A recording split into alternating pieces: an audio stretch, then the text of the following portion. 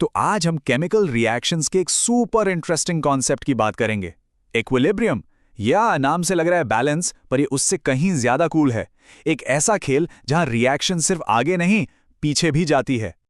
तो एक सवाल, क्या केमिकल रिएक्शंस हमेशा एक ही डायरेक्शन में चलती हैं?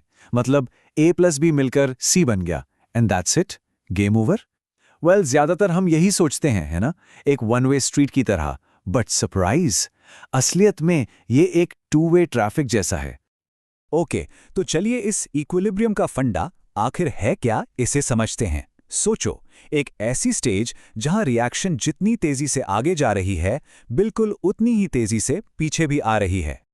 इस स्टेज का एक स्पेशल नाम है डायनामिक इक्विलिब्रियम। देखो, डायनामिक वर्ड यहां सबसे इंपॉर्टेंट है। डायनामिक मतलब हमेशा चलता रहना, non stop action.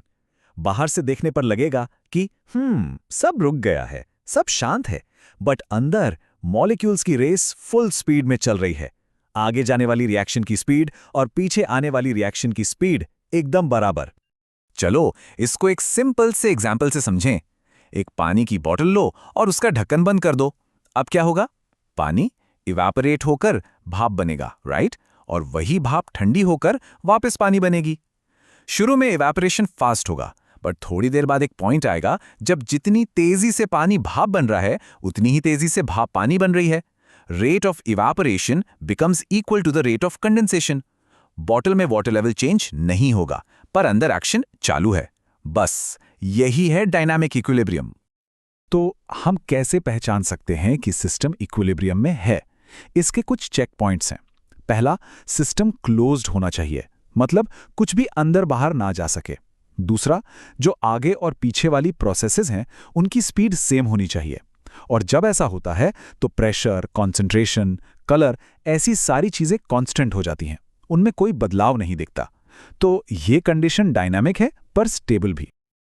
Okay, balance का कंसेप्ट तो समझ आ गया, पर सवाल ये है कि इस बैलेंस को नापे कैसे? How do we measure it?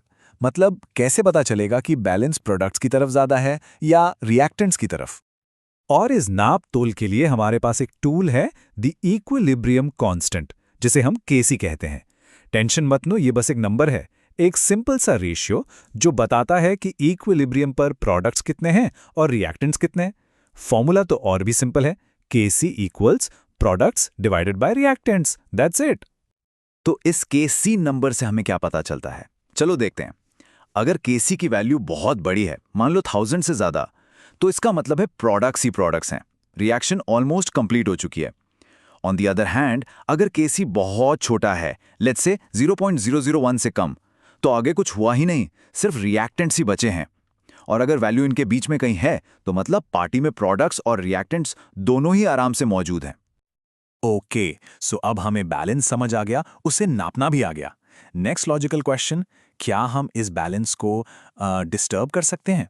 क्या हम इसके साथ थोड़ा खेल सकते हैं, अपने फायदे के लिए इसे शिफ्ट कर सकते हैं?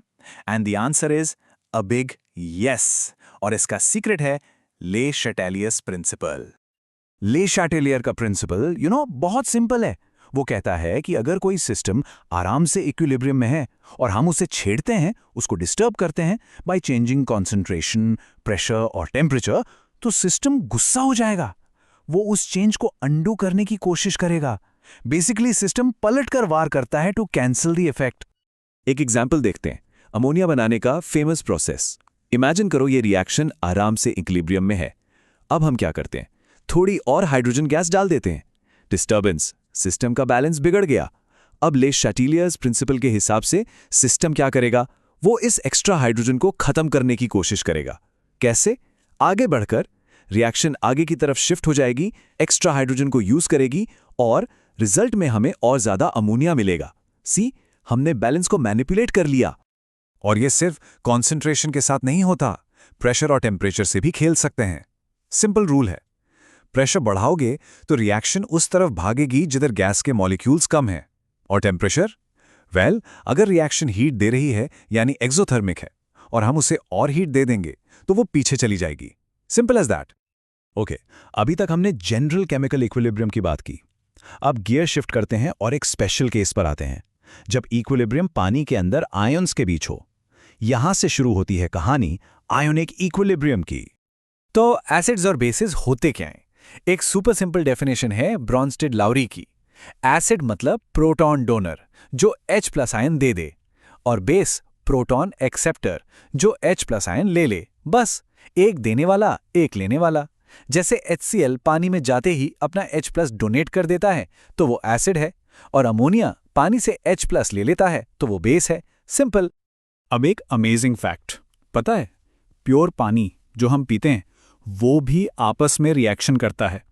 एक वाटर मॉलिक्यूल दूसरे को H+ देता है और इससे H+ और OH- आयंस बनते हैं। ये भी एक इक्विलिब्रियम है। और सबसे कूल बात यह है कि इन दोनों आयंस की कॉन्सेंट्रेशन को मल्टीप्लाई करो तो एक कांस्टेंट नंबर आता है। इसे कहते हैं आयनिक प्रोडक्ट ऑफ वाटर यानी Kw। और 298 केल्विन पर इसकी वैल्यू फिक्स्ड है 1.0 × 10⁻⁻14। अब ये 10⁻⁻14 जैसे नंबर्स बोलना और लिखना थोड़ा कॉम्प्लिकेटेड है ना? तो साइंटिस्ट ने सोचा चलो इसे सिंपल बनाते हैं, और उन्होंने एक जीनियस टूल बनाया जिसे हम सब जानते हैं, the pH scale. Basically pH क्या है? ये H+ आयन कॉन्सेंट्रेशन का नेगेटिव लॉग है। अब ये लॉग सुनकर घबराना मत। इसका सिंपल सा मतलब ये है कि ये एक सुपर पावरफुल स्केल है। pH में सिर्फ 1 पॉइंट का फर्क, जैसे 3 से 4 होना, H+ कॉन्सेंट्रेशन में 10 गुना का फर्क लाता है। 10 times. That's why it's so important. तो स्केल काम कैसे करता है? एकदम सिंपल। अगर pH 7 से कम है तो सोल्यूशन एसिडिक है, जैसे नींबू का जूस या कोल्ड ड्रिंक्स। इसका मतलब उसमें H+ आयंस की कॉन्सेंट्रेशन ज्यादा है। अगर pH बिल्कुल 7 है तो सोल्यूशन न्यूट्रल है, ना एसिडिक ना बेसिक, जैसे कि प्योर पानी। यहाँ H+ और OH- आयंस बराबर होते हैं।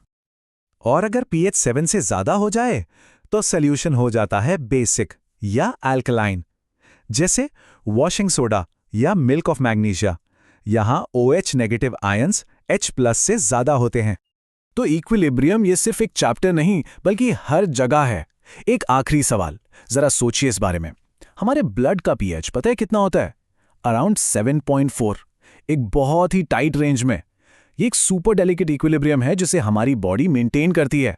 अगर ये बैलेंस, ये 7.4 थोड़ा सा भी ऊपर नीचे हो जाए तो क्या होगा? बॉडी के सारे जरूरी केमिकल रिएक्शंस गड़बड़ा सकते हैं। It can be fatal. तो ये इक्विलिब्रियम, ये बैलेंस का खेल सिर्फ लैब्स में नहीं, ये हमारी जिंदगी का ही दूसरा नाम है। अमेजिंग है ना?